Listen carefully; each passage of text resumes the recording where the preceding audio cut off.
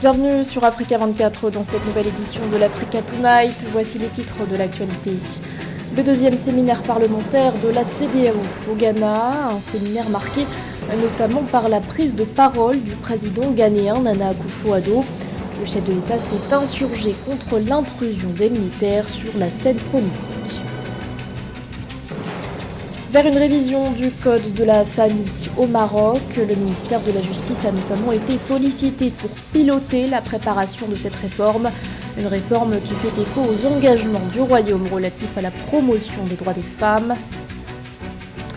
Et puis plus que quelques jours avant l'ouverture de la Biennale Euro-Africa organisée dans la ville de Montpellier en France. Une première édition qui entremêle culture, innovation et science dans l'optique de construire une nouvelle coopération entre les deux continents. Les détails à suivre dans ce journal. Mais tout d'abord, le climat politique se crispe à l'approche de l'élection présidentielle à Madagascar. Alors que les électeurs sont appelés aux urnes le 9 novembre prochain, le président sortant et candidat à sa réélection, Andry Rajoelina, a haussé le ton contre les candidats de l'opposition. Ce 1er octobre, le chef de l'État a dénoncé une crise créée de toutes pièces. Des propos émis en réaction à la lettre transmise par l'opposition malgache à la commission électorale. Lettre dans laquelle elle accuse le pouvoir d'avoir opéré un coup d'État institutionnel, et ce dans le but, je cite, de mettre le Premier ministre aux commandes de l'État pendant la période électorale présidentielle afin d'en manipuler les résultats au profit de leurs candidats. Un rassemblement était prévu ce 2 octobre sur la place du 13 mai à l'appel du collectif des 11 candidats à la présidentielle. La démocratie en Afrique de l'Ouest est en danger. Ce sont les mots prononcés par le président ghanéen Nana Akufo-Addo lors du deuxième séminaire parlementaire de la CEDEAO. Le chef de l'État a appelé les dirigeants de la sous-région à œuvrer davantage pour ancrer les principes de responsabilité démocratique auprès des citoyens. Cher Omar Kamara. Devant les parlementaires de la communauté économique des États de l'Afrique de l'Ouest, CEDEAO, avec une voix empreinte de gravité, le président du Ghana, Nana Akufo-Addo, a lancé un cri d'alarme, déclarant que la démocratie en Afrique de l'Ouest est en danger. Le discours du chef de l'État ghanéen a mis en lumière les défis auxquels font face les pays de la région en matière de démocratie et les menaces qui pèsent sur les institutions démocratiques, notamment la montée de l'autoritarisme et la répression des voix dissidentes. La démocratie en Afrique de l'Ouest est en danger et nous devons travailler encore plus dur pour ancrer les principes de responsabilité démocratique auprès des citoyens. À mon avis, la démocratie régionale est actuellement confrontée à 3 menaces sérieuses. Il y a d'abord la tentative de confiscation de la démocratie par des élites qui se livrent par des bouffonneries juridiques à la manipulation des règles constitutionnelles et à l'assujettissement des institutions de la République dans le seul but de rester au pouvoir. Deuxièmement, il y a la remilitarisation émergente de la gouvernance avec le retour du militaire sur le terrain. Pour y remédier, le président du Ghana a demandé aux députés de la CEDEAO de veiller à ce que l'un des résultats attendus soit une meilleure compréhension des causes profondes du recul démocratique et de l'instabilité politique dans la région ouest-africaine. Avec tout le respect et toute l'admiration que je voue au président ghanéen, je pense qu'il a tort à certains points et il a raison à certains points. Je prends d'abord là où il a raison. Il a raison sur le plan du fait que la démocratie est en danger en Afrique. C'est la démocratie à l'occidental qui est en danger en Afrique. Et c'est ça tout le blême. La démocratie calquée qui ne répond pas à nos réalités. Sinon, la plus vieille démocratie qui ait existé est née en Afrique avec la charte de Kouroukan-Fougan dont tout le monde en parle. Et cette charte était la démocratie la plus complète. Alors que les dirigeants de la CEDEAO se réunissent pour discuter des moyens de promouvoir la démocratie et la paix, cette déclaration du président Akufo-Addo souligne l'importance cruciale de la démocratie dans la région de l'Afrique de l'Ouest et appelle à une prise de conscience collective pour faire face aux défis qui menacent son avenir. La voix du Ghana résonne comme un appel urgent à l'action pour préserver et renforcer les valeurs démocratiques dans toute la région. Au Kenya, le port de Mombasa connaît pour sa deuxième année consécutive une baisse de son trafic global. Au cours des 7 premiers mois de l'année, le volume de fret en transbordement s'est chiffré à 1,2 million de tonnes. L'année précédente, ce volume était estimé à 1,5 million au cours de la même période. Une contre-performance qui intervient dans un contexte de concurrence accrue menée par le port de Dar es Salaam en Tanzanie. Les précisions de Philométine. Le statut de hub portuaire historique de la région d'Afrique de l'Est du port de Mombasa au Kenya commence à s'affaiblir. Pour une deuxième année consécutive, ce port très compétitif a connu une baisse des volumes de fret en transbordement vers d'autres plateformes portuaires de la région. Il a enregistré un recul de 19,87% des flux sur les 7 premiers mois de l'année en cours comparativement à l'année 2022.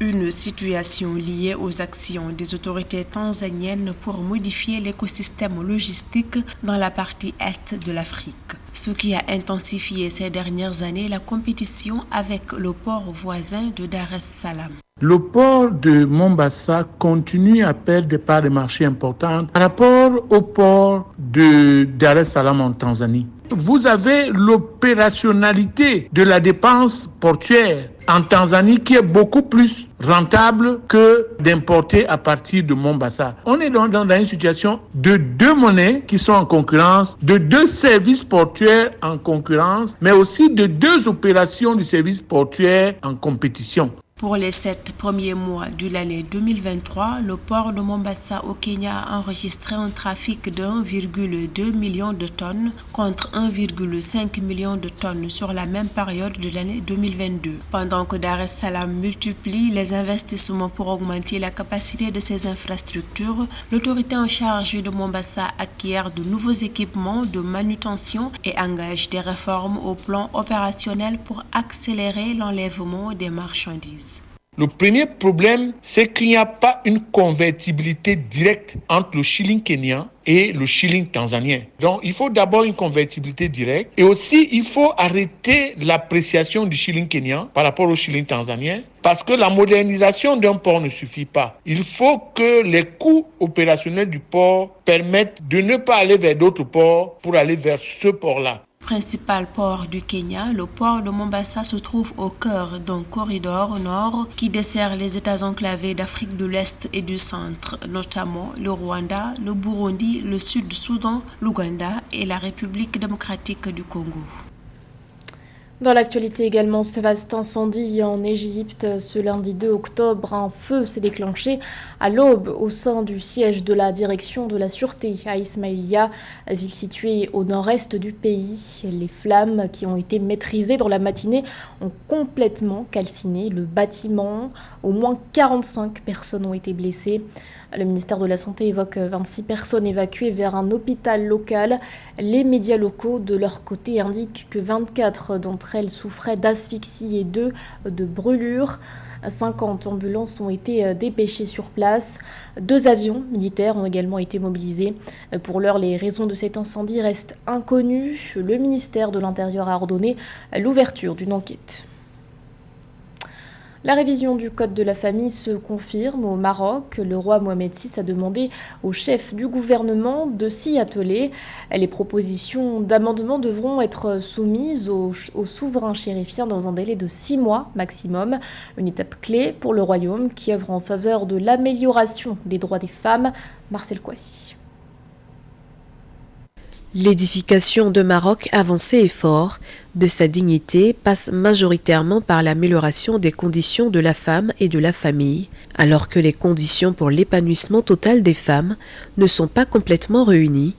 Le chantier de mise en harmonisation des lois avec la Constitution de 2011 urge, conformément aux instructions du roi Mohamed VI, visant l'amélioration et l'organisation de toutes les composantes de la famille marocaine. Les autorités du pays s'attellent à la révision du Code de la famille.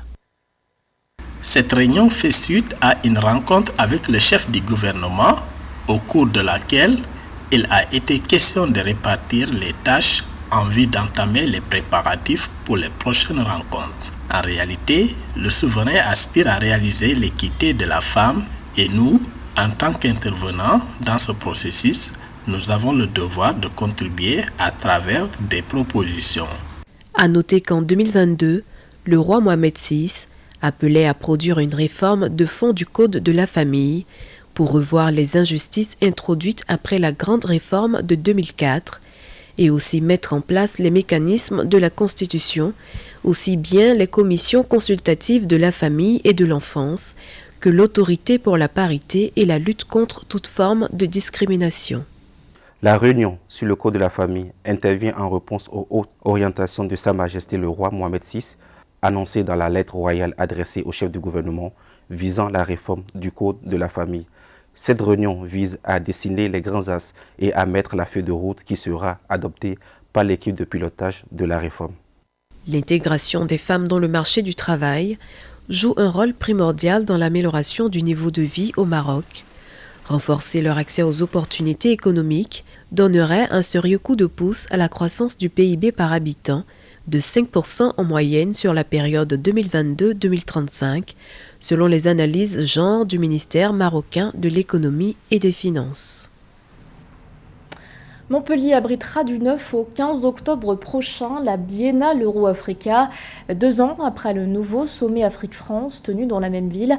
Cet événement s'inscrit dans cette dynamique soucieuse de refonder les liens entre les deux continents. À une semaine de cette première édition, le maire de Montpellier, Michael Delafosse, donnait une conférence de presse ce lundi 2 octobre à Paris, un sujet de la rédaction. Un territoire qui promet de vibrer. Le 9 octobre prochain, la ville de Montpellier en France donnera le coup d'envoi de sa première Biennale Euro-Africa. Une biennale atypique puisque multiforme où culture, sciences et innovation rythmeront cette semaine de rendez-vous. Si le programme est riche, une attention particulière sera donnée à la problématique de l'eau avec les Water Days, une thématique cruciale dans un contexte de raréfaction des ressources. C'est un enjeu. En Europe, il y en a de moins en moins. Et donc, comment nous gérons la ressource ? En Afrique, l'eau est aussi un défi. Et donc, comment, mutuellement, les chercheurs s'enrichissent pour pouvoir répondre au défi de l'accès à l'eau pour tous et pour toutes. Donc, l'idée, c'est d'avoir un moment d'échange, de communication sur le grand thème de l'eau, qui est une ressource indispensable à la vie. Après avoir accueilli le nouveau sommet Afrique-France en octobre 2021, la ville de Montpellier s'engage une nouvelle fois à renouer le dialogue entre l'Afrique et l'Europe. Un dialogue indispensable pour repenser une relation complexe, souvent ternie par des réminiscences historiques, et bâtir ainsi un partenariat équilibré. Le défi est d'autant plus grand aujourd'hui, à l'heure des crises politiques, économiques et sécuritaires. Pour le relever, la diaspora est appelée à jouer un rôle majeur dans la construction de cette nouvelle coopération. L'idée de cette biennale, c'est vraiment la rencontre entre les sociétés civiles du continent africain et celles du continent européen, pour mener un dialogue de coopération où on peut apprendre les uns des autres. Voilà. Et d'une certaine manière, c'est donner plus de force à des réalités qui existent déjà. À Montpellier, nous le voyons, beaucoup de chorégraphes sont entre Montpellier et l'Afrique, que ce soit la Côte d'Ivoire, le Burkina Faso, que ce soit avec le Maghreb. Il y a ces liens. Eh bien, il faut les intensifier, ces liens. Parce que les crises étatiques dont acte. Mais nous appartenons à une même planète, celle où vit l'humanité. Et il faut créer ces liens. Donc voilà ce que nous, on cherche à faire. Voilà. Et on veut le faire avec la force de nos diasporas présentes sur le continent européen, qui sont des gens extraordinaires, qui sont une chance pour nous, parce que justement, ils aident à ces ponts. La Biennale Euro-Africa mettra aussi l'accent sur l'entrepreneuriat. Un campus des entrepreneurs africains est prévu. Il en accueillera 56. Un mot de sport à présent avec la qualification des Diables Noirs pour la phase de poule de la Coupe de la Confédération. Lors du match retour qui s'est joué le 1er octobre, la sélection congolaise s'est de nouveau imposée face au Maestro United Zambia FC.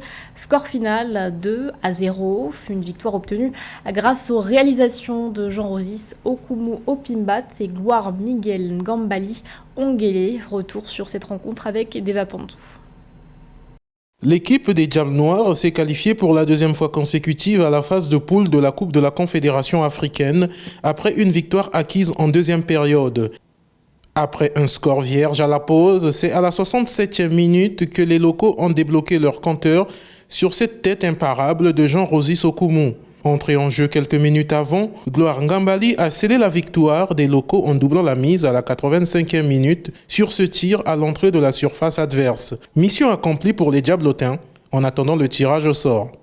Je suis très heureux qu'on soit qualifié et je voudrais dédier cette victoire à mon président, ma famille, le général Ndengue Lilian, pour qui je suis venu au Congo. On est qualifié pour les poules.